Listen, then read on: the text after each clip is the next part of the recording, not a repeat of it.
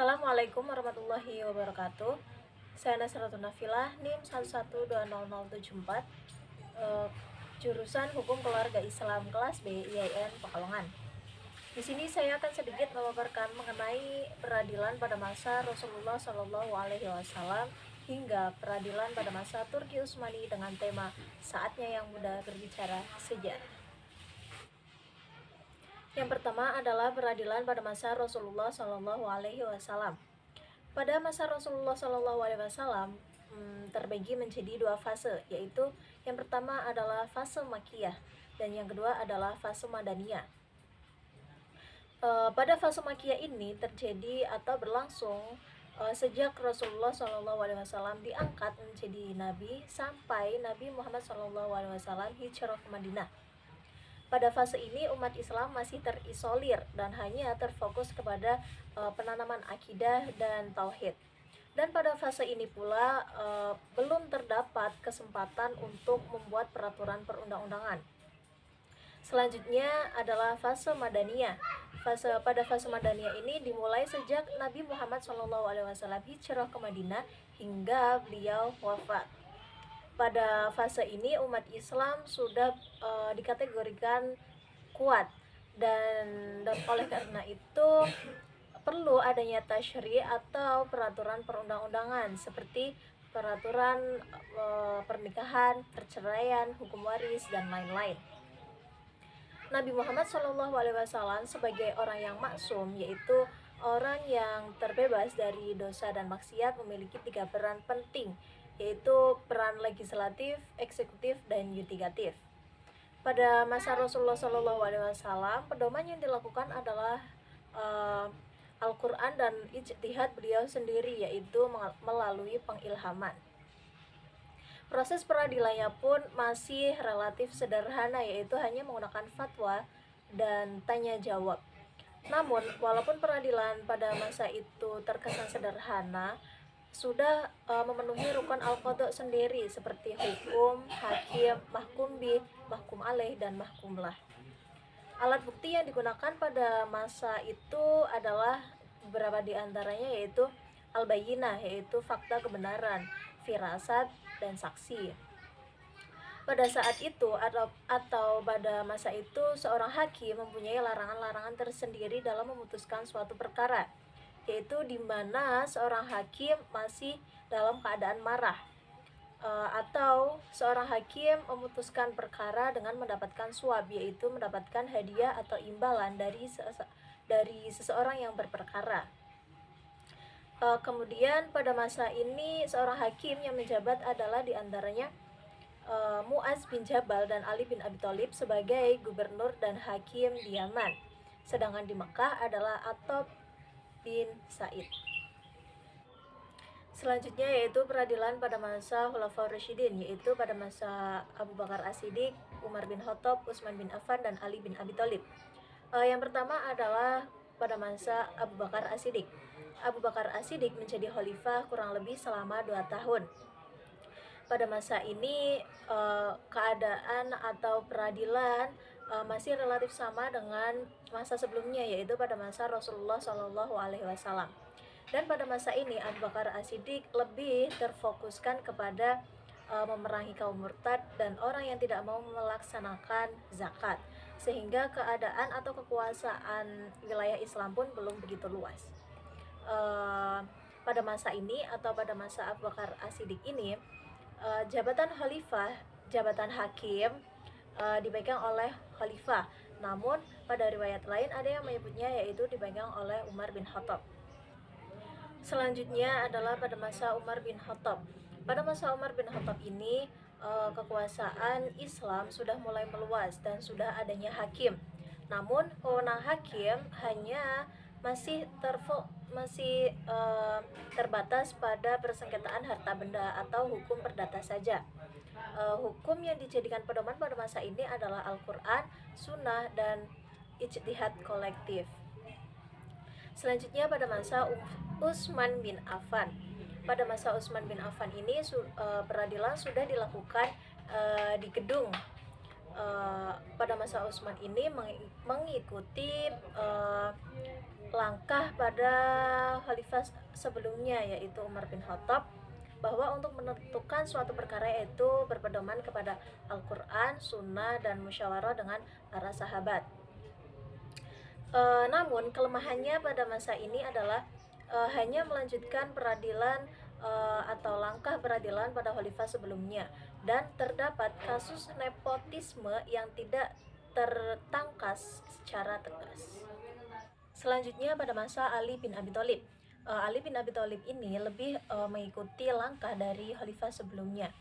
Dan Ali bin Abi Thalib ini selalu berpesan kepada qadhi untuk menjalankan tugasnya berdasarkan kepada keadilan dan kasih sayang terhadap masyarakat.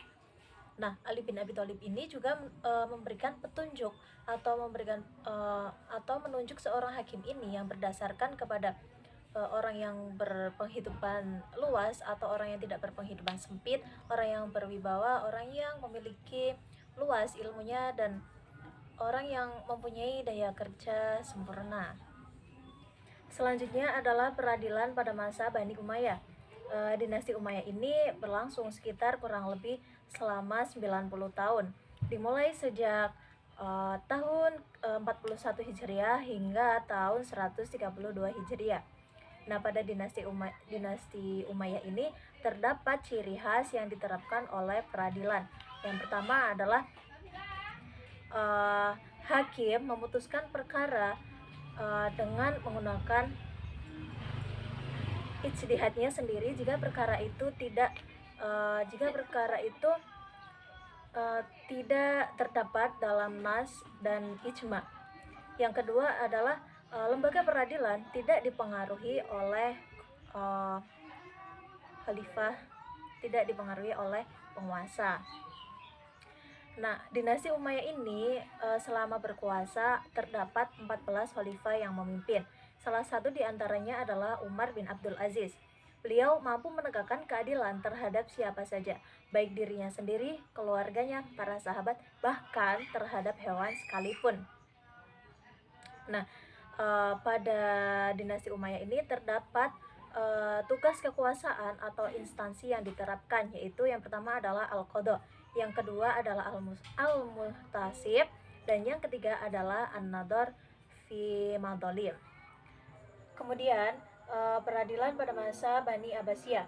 Dalam periode pemerintahan Bani Abbasiyah mengalami kemajuan hampir di semua sektor kehidupan, terutama kemajuan di bidang ilmu pengetahuan, perkembangan ilmu hukum, sampai perkembangan bidang peradilan.